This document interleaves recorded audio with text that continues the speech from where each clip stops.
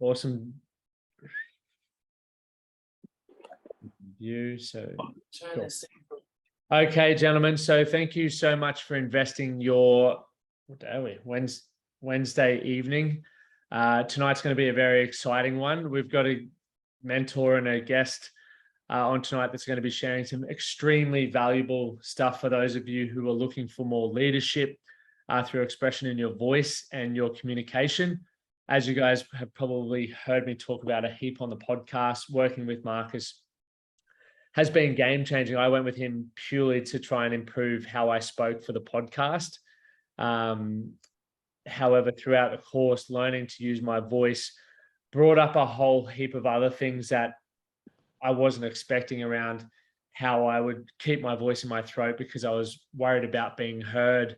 So there were a lot of, I guess, confidence and self-esteem things that came up through that we got to work through as well, but also how to be more engaging and just build and become a better leader, which is why I hit up Marcus and I was like, brother, can we please get you on to speak to our audience? And it was also an absolute hit on the podcast 2 months ago, 10 weeks ago, which was exceptional. So Marcus, thanks for coming on. Gents, if you do, just a quick bit of housekeeping. If you have any questions, you can throw them in the chat. Or obviously, I think there is a hand raise feature somewhere around here that you can use. I'm not, maybe under the, use the reactions to raise your hand, and Marcus will be able to say good day. But for the moment, I'll pass it over to Marcus. So obviously Marcus is one of Australia's leading vocal coaches. And once again, for those who think vocal coaching is for your singing, it hasn't helped me in the slightest with that. I realized that when I was playing the guitar the other week and I was like, I'm so excited I can play a song now. And then I started singing. I was like, fucking hell, I'm terrible. And sorry, Marcus, for swearing, because that was one of our goals, not to swear. However, it has helped me so much with the podcast and not swearing as much and not umming as much and so many other things. So we'll pass it over to yourself, Marcus. Honestly, we're very stoked to have you here to share some tips, tricks, and everything in between. Oh, good, man. Thanks so much, Lockie. And hey to everyone across the country. In America, New Zealand. We have people overseas as well. Yeah. That's nuts. Well, thank you for sacrificing part of your time just to hear me gasbag for a little bit. I appreciate it. Hopefully there's something of a little bit of value for you. So yeah, that's very generous of you as well, Lockie, to say what you did about the time that we've kind of spent together and what we've been working on. I hope it's been beneficial. I'm not going to promise that I can teach anyone to sing because I can barely sing myself, but that's okay. So I suppose one of the first things that I'd be interested just to kind of talk about is what is vocal coaching about when it comes to working with someone who's, not necessarily someone that we might expect to be getting vocal coaching, which, as you said, Lockie, might be a singer or an actor or a voice actor or something like that. It's essentially just an opportunity for you to understand why you use the voice that you have the way that you do. Are there any expectations that maybe have been put on you, historically, that are impacting the way in which your voice works? What that can manifest as is, do you push the voice and speak loudly when maybe you don't need to? Do you use volume for effect when maybe you could be using a little bit more of your range, some higher notes and some lower notes? And then there's other things to consider as well, as, whether or not you let yourself actually breathe. I know that might sound like a stupid thing, but one of the things that I say to people in classes most often is, okay, just remember to breathe. Just remember to breathe. For some reason, when, we're in high pressure situations or, even in a voice class, when we're doing certain kinds of physical stretches, for some reason, it's the default response of the body when we're under stress not to breathe. And my hunch is that that's because, when we feel things that are big, that are profound, that move us in a way, we try to stop ourselves from breathing. When we have a panic attack, we stop breathing and the breath becomes really, really short and shallow because we don't want to feel what we're feeling fully. So a voice class is an opportunity to look at those things as well, to look at what your breathing habits are and whether or not you're letting yourself breathe fully. Do you rush your breath before you go to speak, or do you take a little snatched breath and then overextend the breath and then you sound all tight at the end of your voice? And then the other little piece of the puzzle there is we look at what's going on with your body. It's a chance for you to understand how the tensions on your body manifest and how the physical tensions on your body then start to impact your breath, which then starts to impact your voice. It's like this vicious little cycle that if the body is tight, then the breath that is housed in the body can't be free. And if the voice, and if the breath, which is, if the breath is tight, then it's harder to power a voice which is free and open and expressive, because the breath is what carries the voice out into the space. So we kind of do this little holistic approach of going, let's look at the body, let's release the tensions that we can there and bring you to this idea of alignment where the body is lifted and it's open. The theory then being that the breath can kind of flow in and move with a bit of ease, that it gets deeper and it gets easier to just let the breath kind of be there rather than having to physically make yourself take a breath in high pressure situations. And then that final little piece of the puzzle is releasing the voice. And that can be an interesting experience because, you know, we hear our voices in a different way to what I would hear it in the space as, you know, when we're speaking ourselves, we hear the voice in relation to the vibrations through the skull, through the cochlear and the auditory canals. But everybody else hears it in relation to the space and how the tensions on our body are manifesting as well, and how we're using our breath and our voice to power that. So the more we understand the body, the breath, and the voice, the more we can control the body, the breath, and the voice to convey the message that we're wanting to convey, be that in a work environment, be that in, you know, with actors and singers and performers in a performance, be that in a relationship. If you feel that there's some kind of communication barrier or something that you could be doing better in your communication, a voice class is a way to start addressing that, because we don't just go, okay, do this thing and bibbity bobbity, problem solved. We look at it as something that's a little bit more practical, a little bit more functional, something that you can then take away yourself and kind of troubleshoot. And then the final, sorry, Marcus, I was going to just jump in. Is it possible to ask something around one thing that you taught me that was really valuable was around voice projection? Yeah. I don't know whether you're, sorry, just about to say that point, but I always shout and lose my voice quite regularly. And then sometimes when I'm talking to Amy, she's like, stop yelling at me. And I'm like, I'm not yelling. I'm sorry. Right. Yeah. Yeah. Just about the projection of voice and how you went about doing that. Yeah.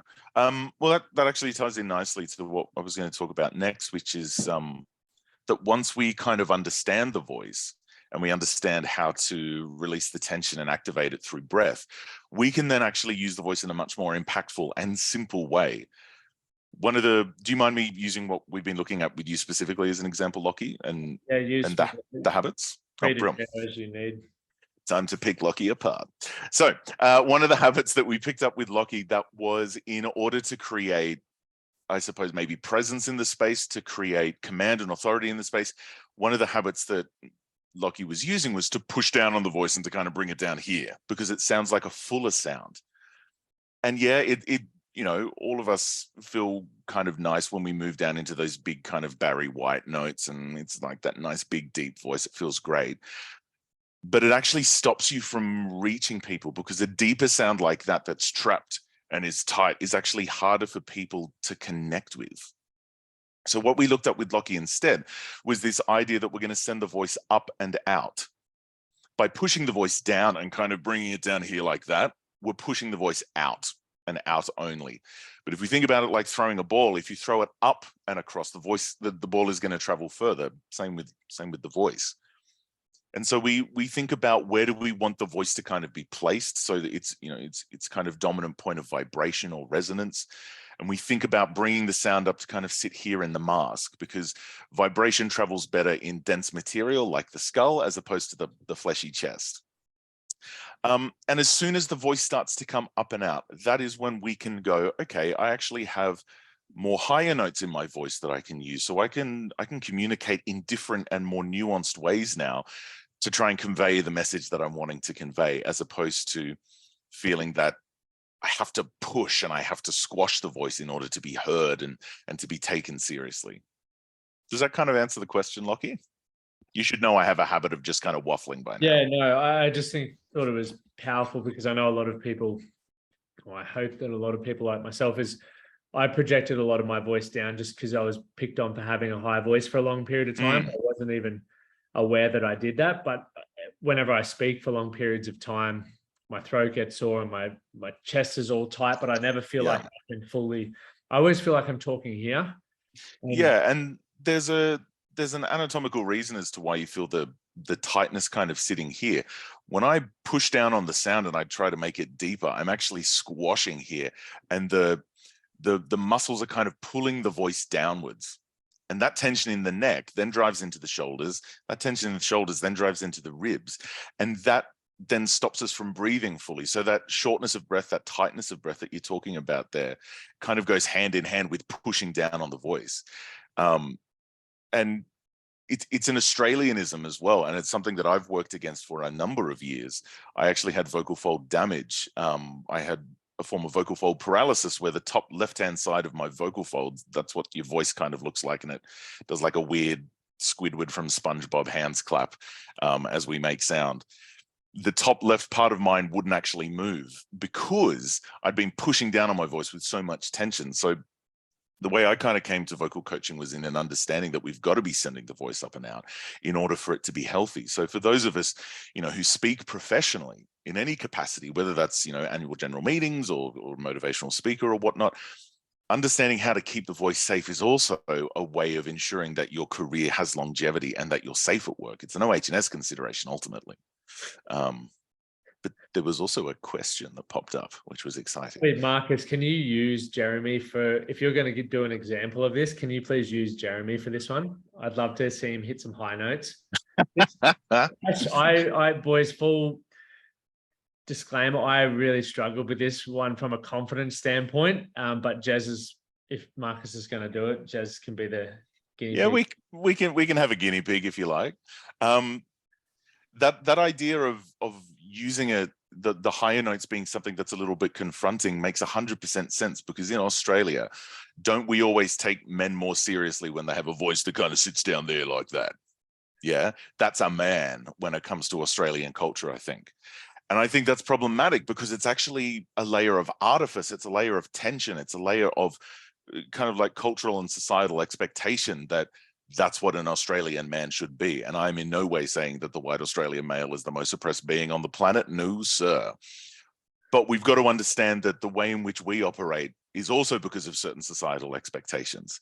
And one of the things I banged on about in the podcast is that if we're going to be working to model this better form of masculinity that, that you and Brad are working to kind of build here, we've got to be looking at every single way in which we can do that. And one of the ways, I think, is to make sure that our voice is not pushed and tight and almost oppressive in the space. But anyway, I'm going to get off the soapbox.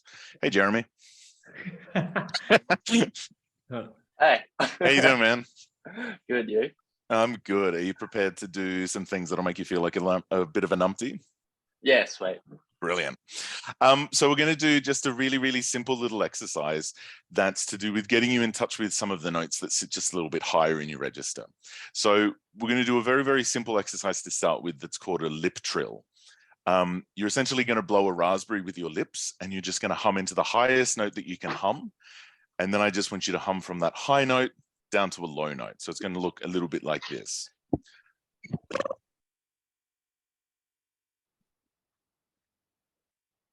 I hope the sound carried through for that. I know Zoom could be nasty sometimes. Lockie just made a noise and I lost you on the screen. Can you give us another example? I'll go again.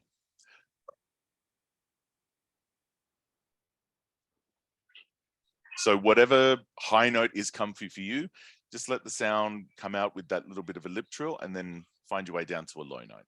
And so just start low and then go high? Start high for me and then go low.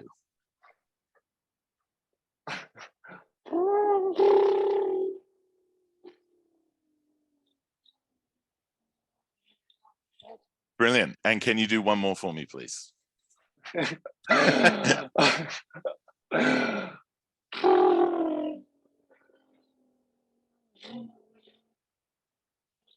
Brilliant. So the reason why we started is that's just a nice way to kind of get the vocal folds moving around, because there's these weird little knuckly things that sit at the top of the vocal folds. They're called a retinoid cartilage. And as I make a high note, or as you did there, Jeremy, as you make the high note, they actually pull the vocal folds out to lengthen them so that the vibrations are tighter. And so by taking them all the way to the top and then letting them come back down, we're just letting everything start to move a bit freer. Okay. So that's our first little step. Now what I'd like you to do is just hum onto an M sound for me. But can I get you to imagine that that sound is kind of coming out of here? So it's as opposed to here or as opposed to here. So it's almost like 1 or 2 notes above where you would normally speak. So for me today, with where my voice is, I'm talking here, so I would hum here. So you want to give that a go for us, Mr. Guinea Pig?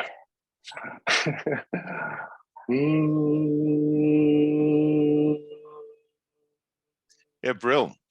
Can you just lift it just a little bit more for me, please? It's going to sound potentially quite ridiculous to you, but the kind of that little bit more lift is what we're looking for. But you're doing well. Okay.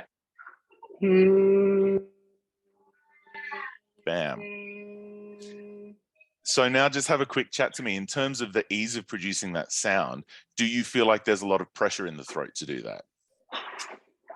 No, I didn't feel a lot of pressure in the throat. I sort of felt it through here. Brilliant. That's where we kind of want it to be, because as we send the sound up, we're moving the vibrations from here up to here to kind of move into that skull. And we're using the sinus cavities, we're using dense bone to make sound. So the first thing that we would do is the lip trill. Second one that we would do is start humming into this area here. So can you do 2 more hums into that same spot for me, just to keep you feeling like an update? You're doing really well. And thank you so much for being the one who is pushed into the deep end. Well done. Thanks, Lucky.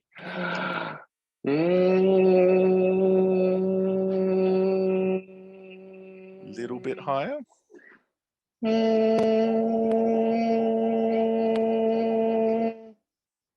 Brilliant.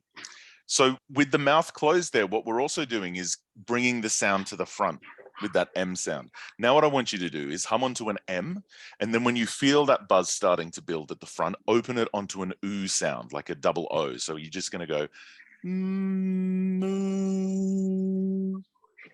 Yeah, right.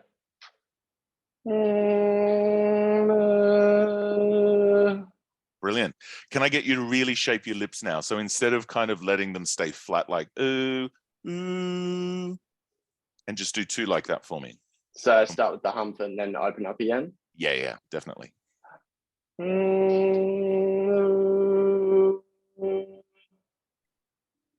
Good. And one more for me. That was really good. Hey.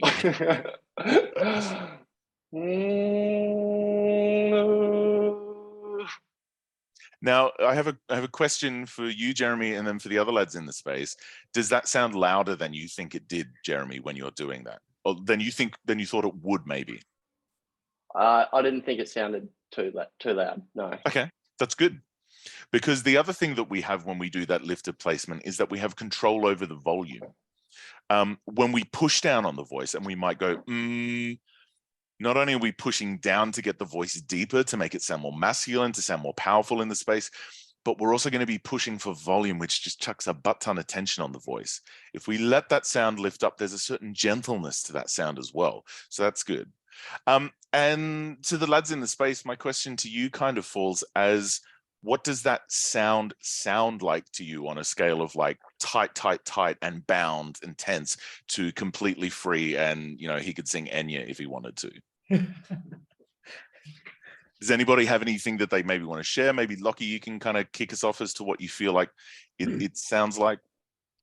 I felt the 2 before that, where he started where you asked him to go a little bit higher, that for me reminded me of the exact moment you said the same thing to me, and then we spoke, and it felt like I could just speak a lot more freely because I was projecting up and out as opposed to down. So I hope he's just had that same feeling. It's so light to talk. Yeah, and it does, because we've shifted where what I would call the placement of the voice is. Because for so many Australian men, we think that we have to place the voice down in the chest, that squashing down. But where we're really putting it is here in the throat. And if we feel vibration in the throat, that's a danger sign, because that means that we're tightening around this thing that's only actually about that big. It's 2.5 centimeters long, your voice. It's not that big. So if we're sandwiching it in this pressure and then trying to get volume and impact, it's just a recipe for vocal strain, vocal damage, vocal fry. I got one last little step for you there, Jeremy. You're doing well. So we're going to hum onto an M, then into the oo, and then I want you to open out into an AH sound. So M into oo into R. Cool. All right, sweet.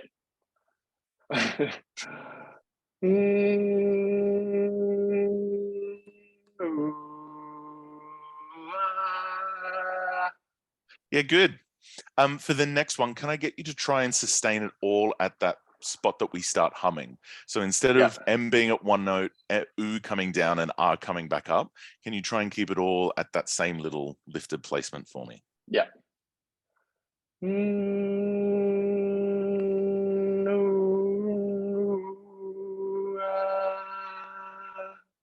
Yeah, good. How does that feel on the voice? Oh, it feels quite light. Yeah. It's harder to keep that middle one like on the same. Yeah. Because there's probably that little bit of tension that your body and your muscles have learned to have to keep the voice held down just that little bit. Right. And I think the important thing is that I'm not trying to say in any way, shape, or form that I want us all to be talking up here.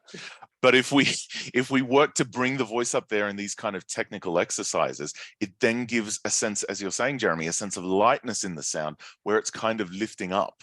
And that's what we want it to be doing. And that's an idea that's kind of based in Italian opera training techniques from the 1800s. They were trained to imagine the sound bursting out through the top of their skull.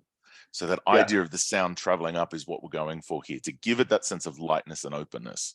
So that, my friend, is how I would, kind of go about teaching you to send your voice up and out. Cool. Thank you. Good job. Well done for being a guinea pig.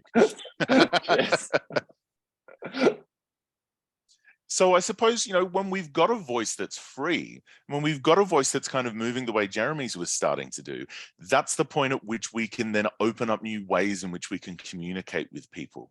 We can find moments of authenticity when we're being tender with someone, when we're being, a little bit stern or a little bit strict with someone appropriately, or when we're defending ourselves. If the voice is free, then it can respond freely to whatever situation we are in, so that it's always authentic, as opposed to us trying to work and almost act to be authentic in different situations. Sorry, Lockie, you were going to say something. I don't know. Carry on.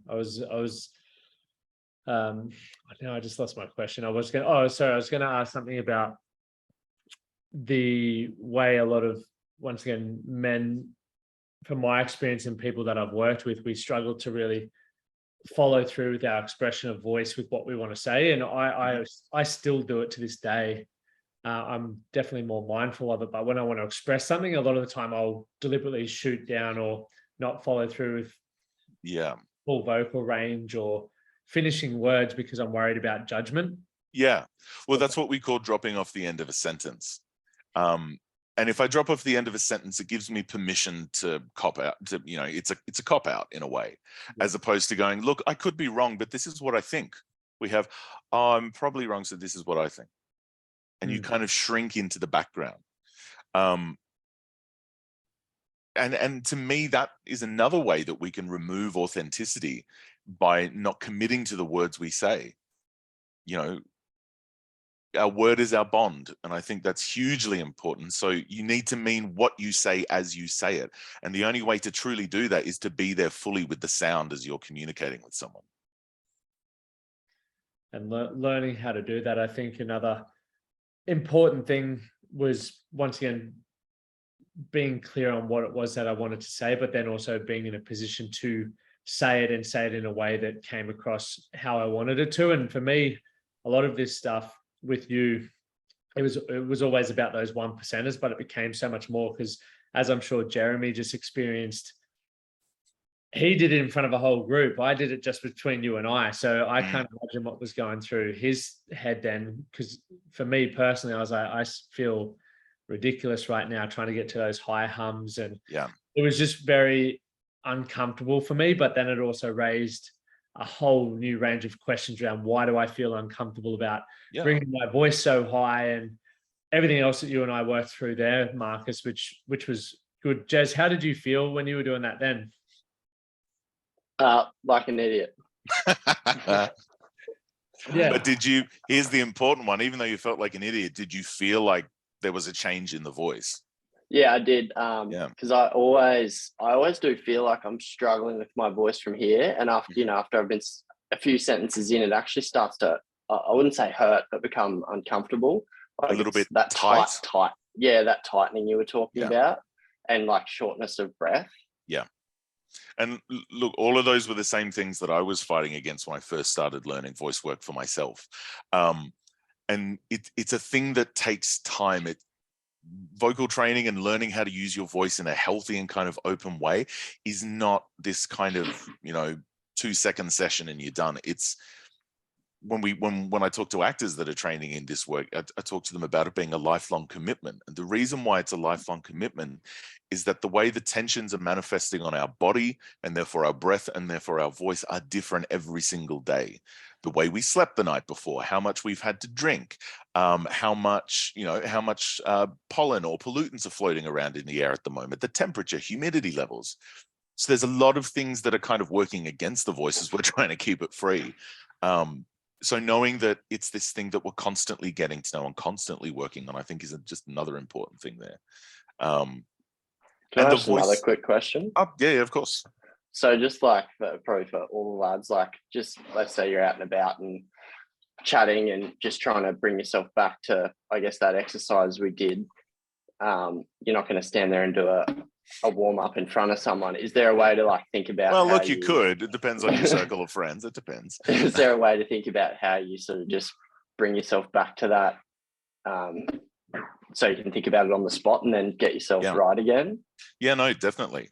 I think the first thing is to check that you're breathing and that your shoulders are relaxed.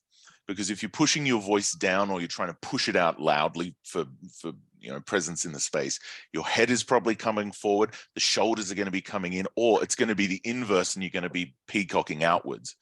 So check those couple of tensions first and just let yourself reset those. Let the head kind of just float there, the shoulders just chill. And then just let yourself take a couple of breaths. And again, this doesn't have to be something that you do as like this. Everybody stop talking. I need to take a breath. Let everybody else kind of keep talking and let yourself just have 1 or 2 breaths and then come back in when you're ready. Because if the body's relaxed around this area and if the breath is moving with a bit of ease, we've got so much better chance of thinking about the sound, of actually getting the sound coming out. And then the other thing to layer into that is to do exactly what I got you to do in that exercise, is to think about the sound coming up. Because if we think about the sound coming up, then the body, I do not understand the full science, but the body responds to it. Cool. Think about the sound coming out through the nose, I think is the easiest way to kind of manifest that. The other things to consider there, I don't feel like you have to talk fast. A lot of the times when we're in a public situation, particularly with mates, we're starting to get a bit energized, we start to talk really, really, really fast, and that makes us talk loud and it makes us push on our voice. If you bring that back into a more moderate speech level, automatically the voice relaxes. And that tension that's starting to tighten around there, like you were talking about, Jeremy, it starts to kind of melt away just a little bit more. Yeah, cool. Does that kind of help with that question for you? Yeah, no, it does. Yeah, for sure. Brilliant. There's a couple of questions in the side there. When should we practice this? That's a good one. If you have a speaking engagement for some kind of work situation, or if you know that you're going to be at a big work function, for example, where there's going to be music and lots of people and you're going to have to try and talk over noise, I would always say do it before you arrive, maybe 30 minutes before an event. It doesn't have to be this thing that you do religiously every single morning at 8:30 in the morning until 9 o'clock in the morning. It's a thing that you can do as you need. So finding a dedicated moment through the day, I think, to have a check-in on the voice and to go, how's my body feeling? Do I need to do some stretches? Do I need to do 5 minutes of breath work? Do I need to do a quick lip trill and some M into U into R to just kind of hit reset on things? But then throughout the day, when can you find those 5 seconds to do each of those things as well? Because as we're sitting at computers during the day, I guarantee you your body is starting to slump, however good your intentions are to maintain good posture. So give yourself that few moments to check that, and then check the breath that goes with that. It's a thing that we're constantly kind of juggling throughout the day. So yeah, to kind of recap my waffly answer, give yourself a dedicated time to check in during the day, but then also be aware of it throughout the day. And that's the best way to kind of stay on top of tensions. What I think, Marcus, a good one there. Obviously, I do my warm up before podcasts and all of those things and videos. But for those, I know Joey on his started using the voice note because it's the greatest thing ever. If you do voice notes or video messages to your mates or whatever, just use that as a prompt to go, how am I projecting my voice? Am I loose? Just have it almost habit stack so it becomes something that you can practice and remember regularly. Yeah, no, definitely. And being aware of what different environments do to your voice. Like, how do you use your voice when you do a voice note to someone? Or how do you use your voice when you go and see your family versus when you hang out with your mates? I guarantee you that when you're with your mates, you're going to push down on your voice. So see what you can shift in those environments. Do you hold yourself tight in certain environments, or do you not breathe in certain environments? Give yourself permission to breathe. Give yourself permission to let that tension on the body go. Yeah. There's another in the side. Being dynamic also allows you to emphasize and be deliberate with 100%. And I think the thing that ties into that note nicely about being deliberate with what you're putting behind your words is that if you're in tune with your voice, you're in tune with what you're saying and you're choosing your words with intent, as opposed to just letting the dialogue you're having with someone just kind of flip around and be reckless. It makes you accountable to what you say. Yeah, that's a really, really nice note. I like that. I'm going to steal that. I mean, I'm going to reference that. Yeah, Marcus, you should definitely connect with Angel. He's in Yeah. What time is it over there? It'd be, I don't even know, sometime. But highly intellectual dude, really good bloke. Gents, I do want to respect Marcus's time because it's extremely valuable. And I did say I wouldn't keep you for too long.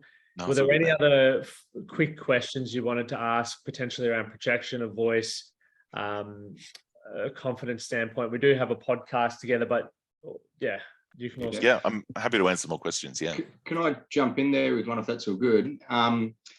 Pronouncing like your name to someone, like when you introduce yourself, Yeah. I always get mixed up with people thinking that I'm saying Jason when I'm saying Joseph.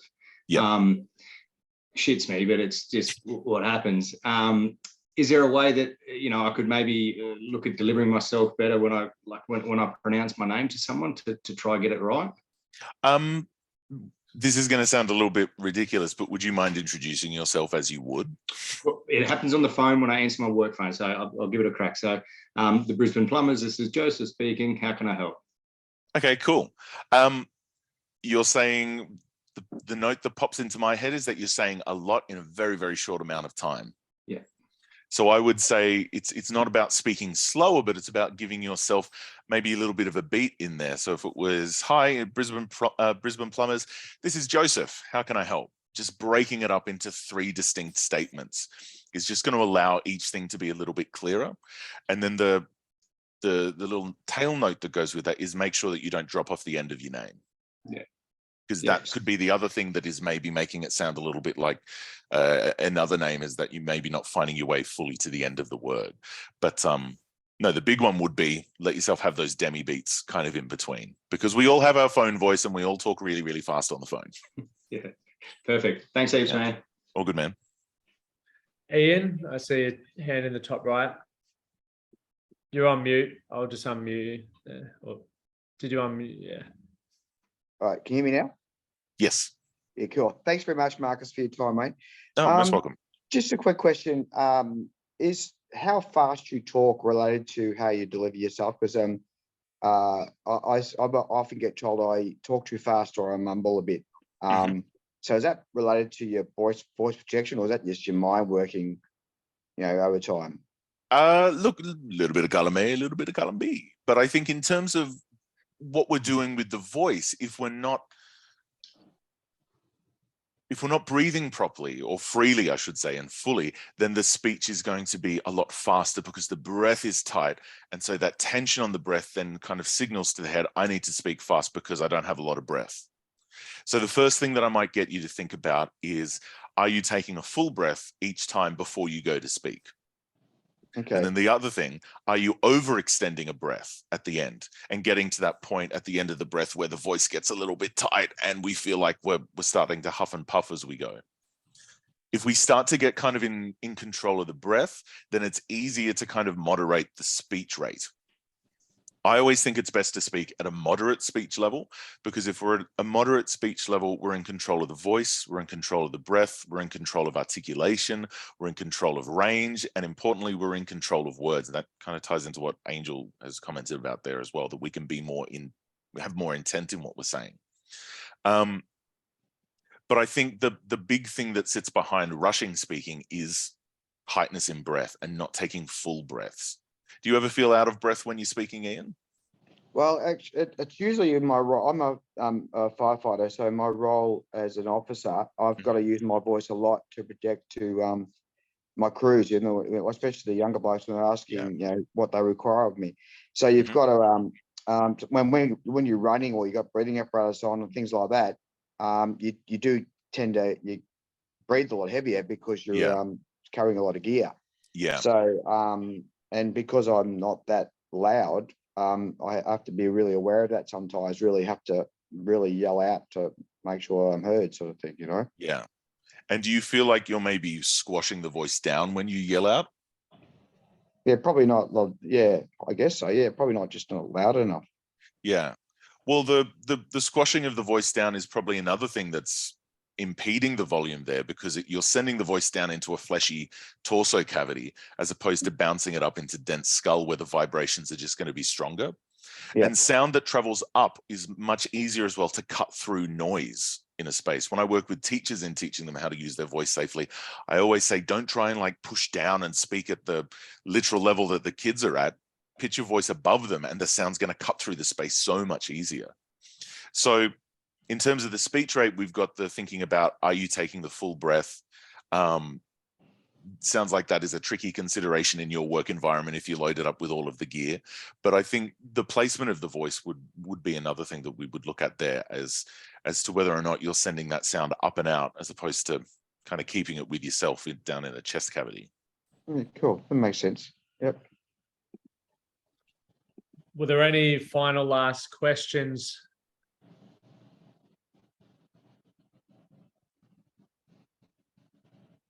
Few smiles, few head shakes. Perfect. So Marcus, how can people, if they would like to find out more about working with you, or is it one-on-one group, all that sort of stuff? How do they go about that? I do have your website copied here. I'll put it there. And just for, because this will be going out to our email list and stuff, those gentlemen. Yeah, so the easiest way to get in touch with me is just to visit my website. It's marcusoborn.com, all lowercase. There's a contact tab at the end. Just fill out the little inquiry form there and that email comes straight back to me. And I normally get back to people within a couple of days. The way that I normally then go about deciding what we'll do in any kind of voice training is that you and I will meet one-on-one for a 30-minute Zoom or phone chat. And we'll talk specifically about what it is you want to learn about. So, you know, like what Ian, you were talking about there, we'd sit down and we'd really break it down into the nuts and bolts. Then I disappear for a couple of days. I put together a quote and a package for you with a bit of a weekly breakdown. I send that back to you to have a look at, and then we kind of iron out any other little details, and then we kind of get started. The most popular offering that I have at the moment is an 8-week package where we spend the first 4 weeks looking just at vocal health. So we go through body, breath, voice, and articulation considerations. And we talk about how to keep the voice safe, how to prepare it for speech, how to use it safely when we're speaking, and also how to care for it when we might be feeling just a little bit under the weather and the voice is maybe a bit tired. And then in the second half of the course, that's where it really starts to become a lot more tailor-made to each client, because we will think about what it is you want to learn, and we'll actually connect the voice practice that we've been doing to your learning goals. So, you know, for Lockie, we've been talking about clarity. We've been talking about leadership and empowerment and how do you speak with purpose. For other people, I might teach them how to do voiceovers. I might teach them how to do a dialect. I might teach them how to speak Shakespeare, or how to work and deliver a corporate speech with impact.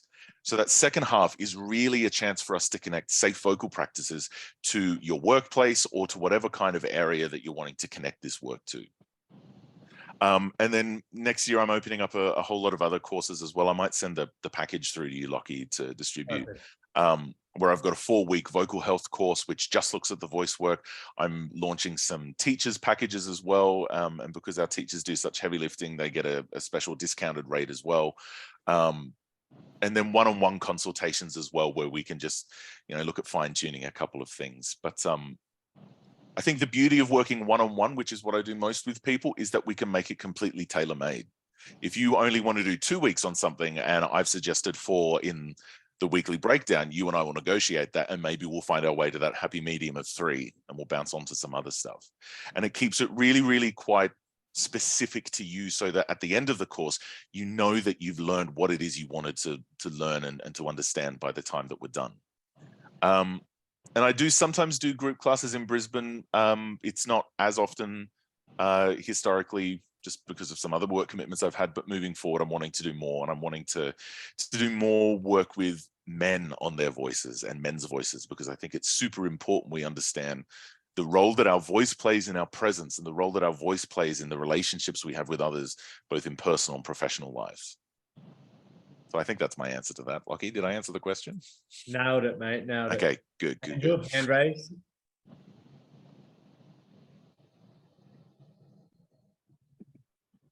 Got to say, Angel, is your hand raised?